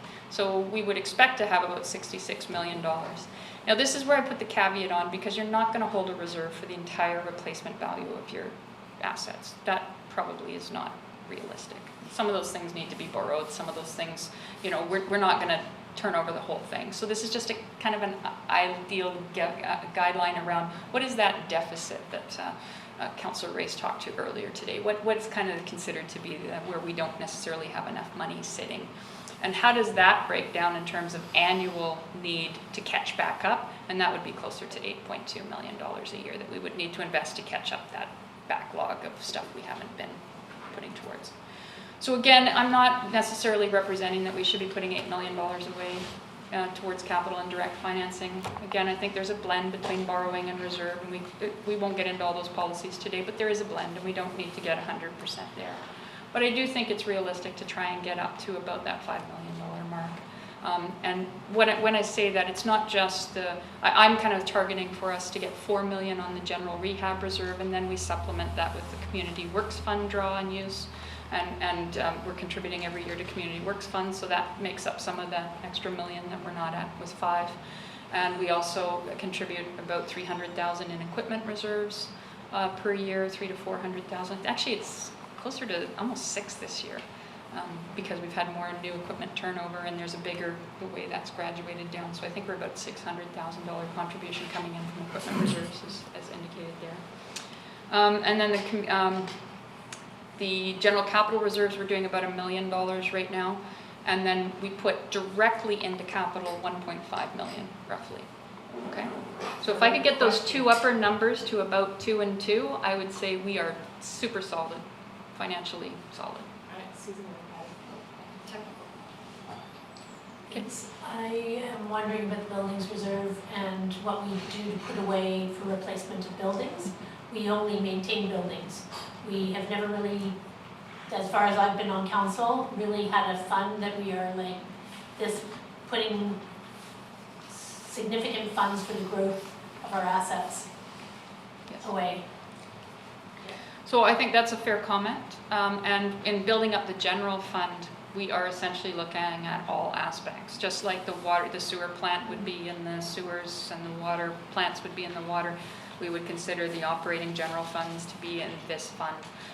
Is it going to be robust enough to replace, and is that really factored in here when we probably have 0 life values on most of our buildings in this now? Is probably reasonable to assume that this understates our real overall replacement need. But again, we're trying to work with the tools we have right now and come up with something logical. We can ground truth this back to some of the asset management plans and facility plans we have. And from time to time, as we do certain long-range projects, we do kind of look at that and go, what is that, you know, how are we sitting in that regard? Patty? Just clarify the 1.5 million capital we fund through general revenue. Does that include the paving budget? The which, sorry? The paving budget? Yes. So 800,000 paving budget and 700 some odd, other, okay. Next question, you haven't talked, I don't believe you talked about the real estate reserve. So the land sale reserve Land sale was reserve. back here, and we basically, remember one of the principles was that we have an Which one's the emergency land sale reserve. reserve? Oh, sorry, it's coming. Okay. Okay, sorry. I think a little bit of the land sale reserve is facility replacement reserve. It can be, yes. Okay, I just hadn't seen it, so I wasn't sure what the numbers were. You're right, I threw these And I'm not slides saying in we between in shouldn't the have middle, but I something will else, talk. No, we have to hold on to our assets right Yeah. now. And I That's not didn't right. indicate all of the reserves yet, because I'm gonna come around. I'm sorry, I shoved these in because I thought you might wanna know how you're doing in terms of the ones you control and have your, yeah. All right, so So- Christine, just to check in, we've Mhm. got like 17 more minutes. How Okay. many more slides do you have? I think I can make it. I'll talk really, really fast. Because I know the TTP is on there as a standing item. Yes, it's a very quick question on that. Okay. Okay, and it's, yeah, this is the same exercise for utilities. The utilities actually indicate that we're doing okay.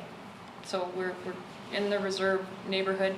I think that realistically, when we asset manage, replace, life cycle, we'll find out that these are a little low, realistically. But right now, it looks like we're contributing sufficiently on an annual basis to those reserves. In one way or another, we're either direct financing capital or we're funding reserve. So we also have some other reserves. These are legally prescribed, and under the community charter, we are required to hold these reserves when funds of a certain nature come in. DCC reserves, so you have about $16.6 million worth of DCC reserves. Off-street parking reserve. Now that was instigated under a really old bylaw, well, not really old. I'm gonna date myself on this one, 1990. Frankly, I was in the industry by then. But it was passed under the Municipal Act, and so right now it only allows us to basically do infrastructure for parking. Under the current legislation, we actually would also be able to do things with active transportation. So, council could consider a bylaw amendment on this and rethink whether you want to do other things with that parking lot reserve, so I'll just throw that on the table. The land sale reserve that Mayor Heinzman was asking about, that is your $8 million. We do generally hold that in the back of our minds as being our emergency capital area. So if when the general funds weren't here, if we hit an emergency area, but yes, it's all based around a capital purpose. Under the legislation, we have to use it for a capital purpose, and or we can purchase municipal lands. And then parkland reserves, and this has got a few things consolidated in there. There was also some quarter trail memorandum of understanding included in this line right now. And so that's sitting at about 841. So those are under the Local Government Act. We're required to take parkland contributions when we aren't contributed with parkland, and so this reserve holds those funds, and it has to be used for parkland and recreational purposes. And acquisition. Parkland acquisition, yes. So not Thank you. playgrounds. Not only- Not playgrounds, that's right. Yes, thank you. We Gary. can do park improvements. In case you got all excited about it, yeah. Yeah. Yeah, and again, legally prescribed, so we have to review and make sure that we're on the right side of that. So then we also have our accumulated surpluses and our That designated picture's for you. surplus. No more money. No more cookies. And I very loosely say that because obviously these are internally designated. There's no real magic to them. Although we try as much as possible when we collect things for a certain purpose to maintain some of that, but I wouldn't want us to get so tied into, we don't do this for every department, etc. We have some very specified purposes for these. So the airport, for instance, any revenues the airport generates, we sort of try to offset any expenses that we generate for the airport and any revenues to come and put that into a set place so that we are being true to how those revenues were brought forth. The forestry building, I think everybody understands. That's the again the same idea. The forestry building with the ins and the outs of their rent versus their costs and to debt service, because we actually had a debt on the forestry building. The community amenities provisions, so those are directly from our developers. And we have some designated purposes for those within that, so some have been collected for very specific purposes. This does not include the affordable housing, which we divert directly to the affordable housing reserve, so under your new, or under your existing CAC policy. The public art basically started just more recently, so that was 15,000 in year 1 and about 29,000 in year 2.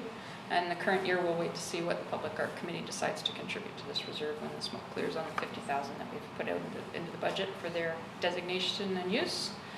The Spirit Committee, I had to do a little research on. It was formed in 2009, and I suspect it no longer has a purpose, but I'm open ears to anybody who knows how we can use that.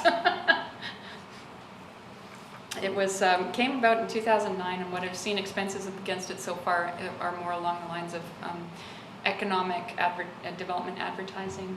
Is sort of some of the draws I've seen on it in the last few years. Beyond that, I would say it probably could be either consolidated back out to surplus, or I don't know how it was. We'll have to do some more investigation on that. Yeah, I was talking with Rob. I think it had to do with the Olympics and trying to sort of leverage some of the Olympic stuff. I'm wondering if we just put it into some sort of Canada 150 something this year. Okay. Or do you think? Well, we'd have to do it in How 20. that manifests, yeah. The tough part is we'd have to do it in 2018 because source and use of funds are required in your financial plan. So we didn't jump on this one for the 2017, so it's something to consider for the 2018. So these are things that might stimulate some thought as to how we might use some of these funds in the 2018 budget. The protective services, this one has been accumulated over many. Can we just go back to that? What, Yeah. we can use it if it's connected to what the intent of the fund is. For example. Legally, but we're still required when we draw from any of our reserves, piggy banks, reserves, safety, whatever, to have it in the financial plan. It's in our note in the budget. So the protective services, See, Patty, you want to put your hand in it because you drop it. That's you. $6,600 sitting in a That'll keep Yeah. your eye reserve on we it forget about for 7 for years. next year. hence why we're having this before our strategic plan, and then we can think about how Everything. we might want to And stimulate yet this. we want to do more public engagement on something, we want to do, and this money sits there and then we can't use it. Stupid. Duly heard. Protective services. Protective services. At this point, we would be cautious to use about 750,000 up to 800,000 of that while we sort out some things. Doug has a question already. Where would the money come from? I mean, what causes money to get put into that reserve? I can't speak to its entire history, but I know more recently it has been things like when we had the rent adjustment and the lease agreement back and forth with the RCMP building, so that had a recent contribution. We have some things that we put there when we have disputes on our billings, so we have pushed some funds there in case those don't happen the way we want. But there probably is just under $1 million there, probably $900,000 there that we could start to repurpose out into capital programming for a protective service nature, and maybe to Councillor Chappelle's comments, maybe you want to consider some of your emergency service areas here. Same rules apply as our other designated surpluses, so there was a strategy to buy positions, but I'm a little uncomfortable with those things, and we'll talk about that shortly under the best practices section.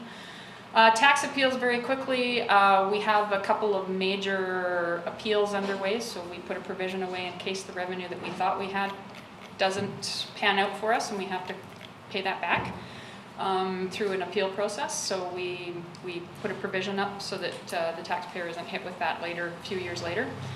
Cyclic expenditures, anything that we have, so elections, GIS aerial photos, bargaining over 3 years, OCP, Those 4 things, we actually put a little bit away every year because we know those are going to come up over and over and over again. That's the cyclic reserve, or the cyclic expenditure provision.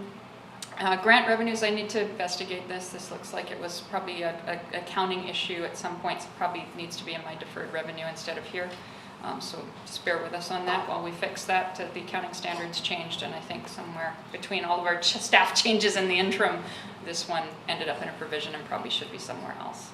And the other minor provisions, they're things like we get donations for animal control, or specifically for our shelter, or for emergency services where they've fundraised for us specifically. We hold those because they were, you know, the community did something for a specific purpose, so we're holding a couple of those things, okay? Working capital, this is the accumulated surplus number, the magic, the one that you're allowed to put your hands in the cookie jar for any old reason you want. Having said that, the general fund, so we had said earlier that our target was 1/8 of operating expenditure. So I've got 2 different numbers here. Is it the operating expense, because it said expense actually in the policy, so is it operating expense with or without amortization? So without amortization, you need about $5.2 million here to meet your targets, and with amortization, you need about $6 million. We're currently holding about $8 million. Key offenders here are the sewer, they're over their surplus, and then general fund is over its kind of targeted requirement. I kind of scratched my head as to where the 1/8 came from, so okay. Long-term plan? It's in our guiding principles and policies, but that's the target that it's given, is the 1/8 operating. Are there other municipal sort of guidelines, or is that just?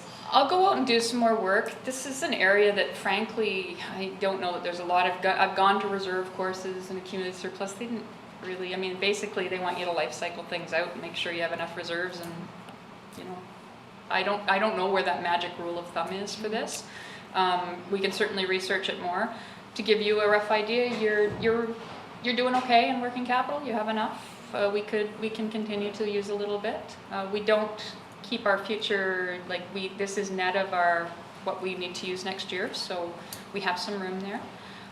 The figure for the general fund is probably sitting a little bit, I have to put a bit of a caveat around it. We are doing some cleanup right now around some of our accounting processes with surplus. And specifically right now we are doing some interim financing, about $2.6 million worth of interim financing from there, so that will, once we go to borrowing, that will lift this up a little bit more. We also, I need to work out something with the intercompany issue with the SODC lands and that corporation, that formerly known as SODC Corporation. We need to just make sure, I think there might have been an entry not working. So when the consolidated, we know the answer, but when I'm actually looking at my surpluses, they're negatively impacted right now by something they shouldn't be. So I need to go back and figure out why that's happening. So bear with us, but this is what I believe our accumulated surplus to be today that's open and available. Okay. Is this the last slide? Using accumulated surplus, golden rules. I think we've said them enough. Okay, Doug? Thank you. So this is the discussion actually I was hoping to have, and I'm cognizant of the time, but so maybe we can kind of set it up for another discussion. But this is the one that when the number 6 million in accumulated surplus came up during our budget discussions, I was quite surprised. And then we had kind of an offline discussion about its use for interim financing between January 1st till the tax revenue comes in, June 30th, etc., instead of going out for borrowing and working capital requirements. And so I can understand all of that. It's sort of a fascination for me, because having gone through these budget processes and you're banging your head trying to figure out whether you're going to have something or not have something, and all of a sudden this little angel flies into the room with a bag of money and it's coming from accumulated surplus, it solves our problems, and you think, well, what did that do? So I get the point of using it to reduce the level of taxation, which is just artificial, because eventually you'll have to come up there.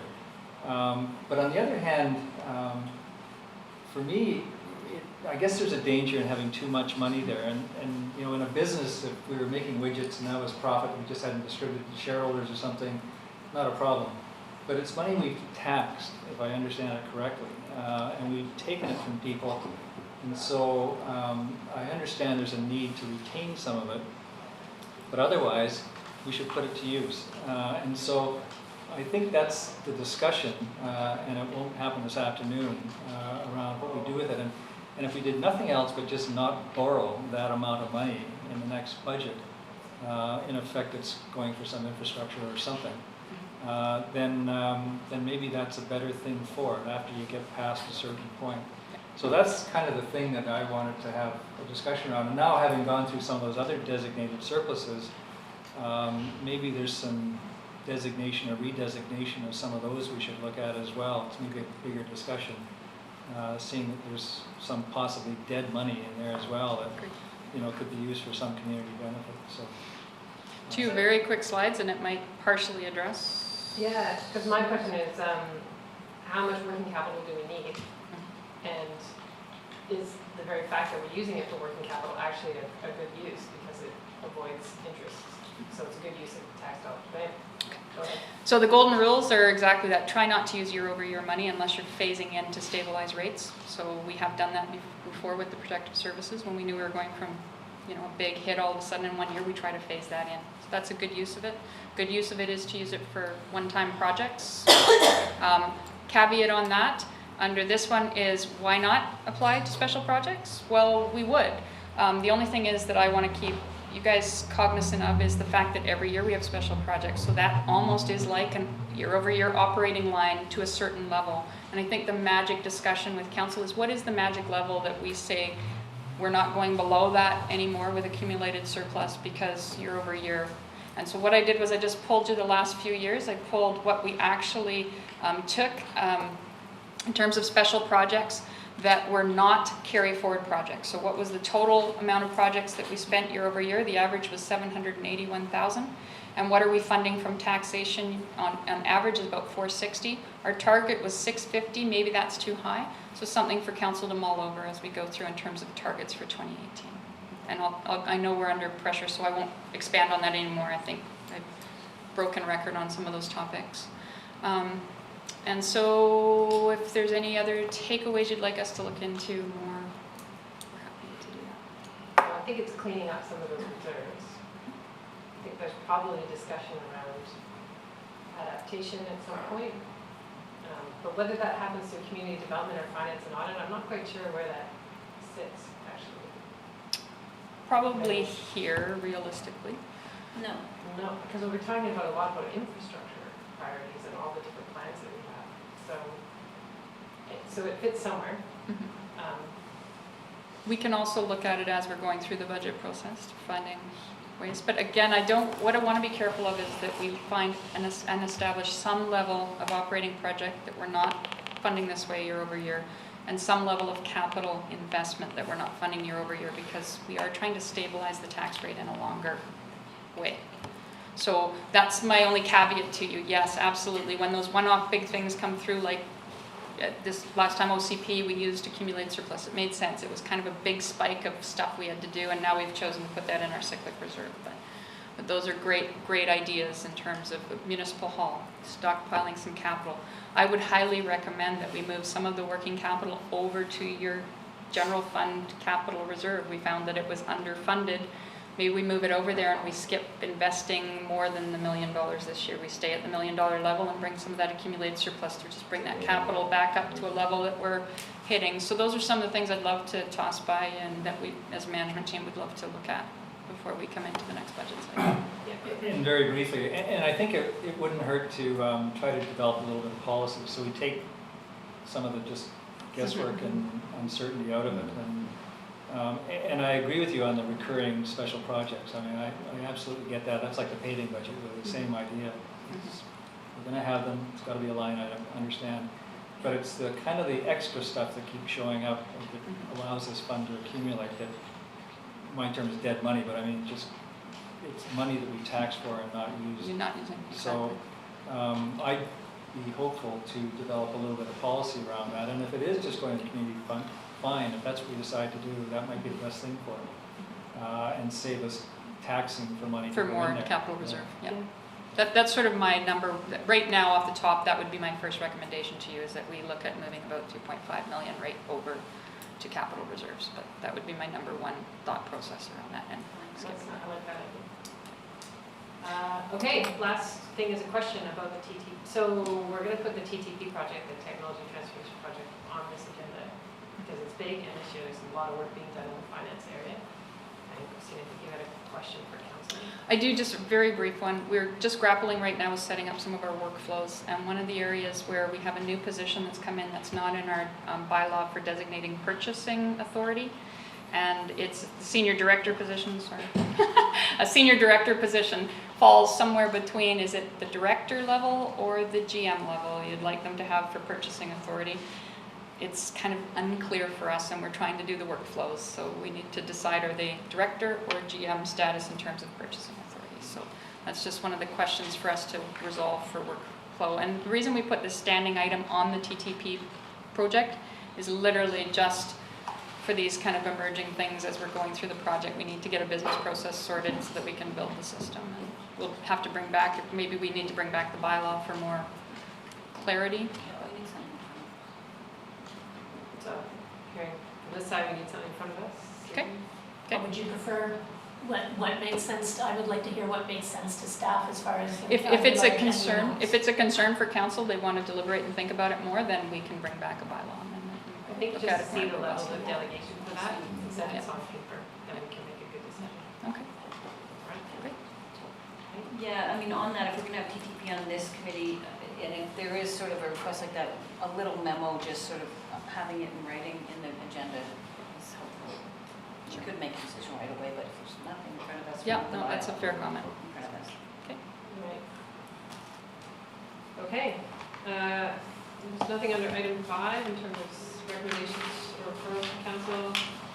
I captured a whole bunch of notes about things we might want to talk about in our strategic planning session. And anybody that has any feedback, let me know. Motion to terminate. Moved by Peter, seconded by Patty. All those in favor? Opposed, motion carried. Thanks very much.